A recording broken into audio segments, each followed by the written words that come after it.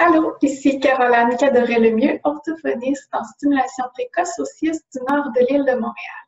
Aujourd'hui, on vous propose comme activité à faire à la maison pour stimuler les habiletés de conversation, regarder des photos.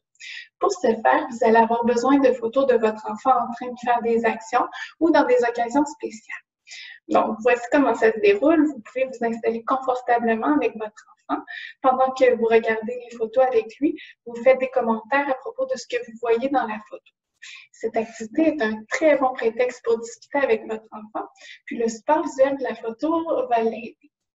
Lorsque votre enfant fait un commentaire, vous pouvez répondre à son commentaire en ajoutant de l'information.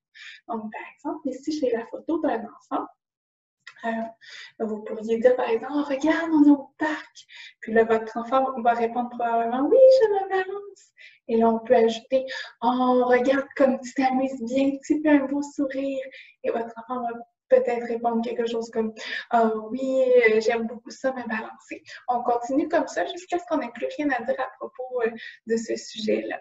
Puis ensuite, on change de photo. Pour les enfants plus jeunes, ça peut sembler une activité qui est peut-être moins facile à faire. Au contraire, ça peut fonctionner. Là. Si je prends la même photo pour un enfant qui parlerait avec des mots isolés, par exemple, un enfant va peut-être dire quelque chose comme « Oh, parc, parc ». On va pouvoir lui répondre « Oui, tu te balances au parc ». Et peut-être qu'il va dire « Youpi » parce qu'il sourit. Et on a un petit échange comme ça. Donc, même s'il ne fait pas de longues phrases, on peut travailler les habiletés de conversation de cette façon-là. Pour les enfants plus vieux, pour augmenter le niveau de difficulté, là, pour les enfants qui parlent déjà bien, qui font des belles phrases, on peut parler de la photo, mais aussi de choses qui sont en lien avec la photo et qu'on ne voit pas. Par exemple, ici, je pourrais dire « Oh, regarde, ça, c'est à ta fête d'1 an. Toute la famille était venue au parc. » Donc, on ne voit pas la famille, on ne voit pas que c'est la fête, mais on sait que c'est cette journée-là. Donc, on parle de quelque chose qui est en lien avec la photo. Puis là, peut-être notre enfant va répondre quelque chose. « Oh oui, tu m'en as déjà parlé, il y avait beaucoup de ballons. » Puis là, on pourrait dire « Ah oui, avec grand-papa et grand-maman. » Donc, on a une discussion à propos de quelque chose qui s'est passé à ce moment-là, mais qu'on ne voit pas sur la photo. Pour cette activité, on vous propose 3 stratégies. La première stratégie, c'est de suivre l'intérêt de votre enfant. Donc, si votre enfant n'est pas intéressé par une photo, vous pouvez passer à la suivante. C'est pas important. Si on insiste, on risque de perdre son attention, de perdre son intérêt, il va vouloir moins participer longtemps à l'activité.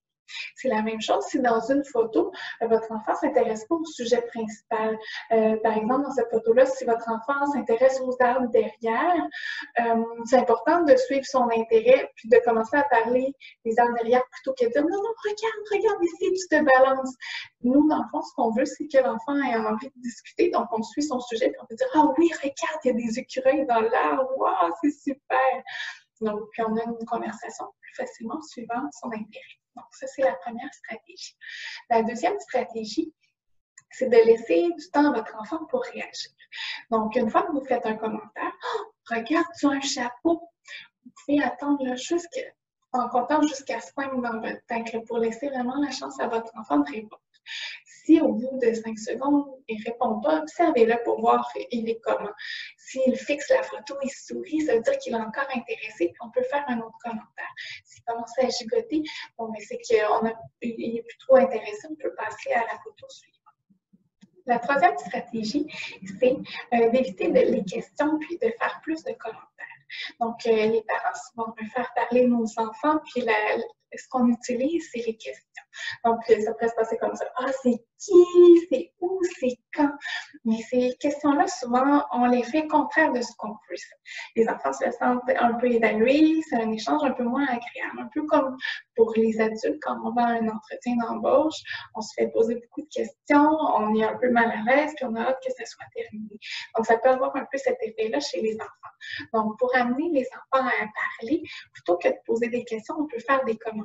Donc, on parle de quelque chose qu'on voit sur l'image, un peu comme ce que je fais depuis le début.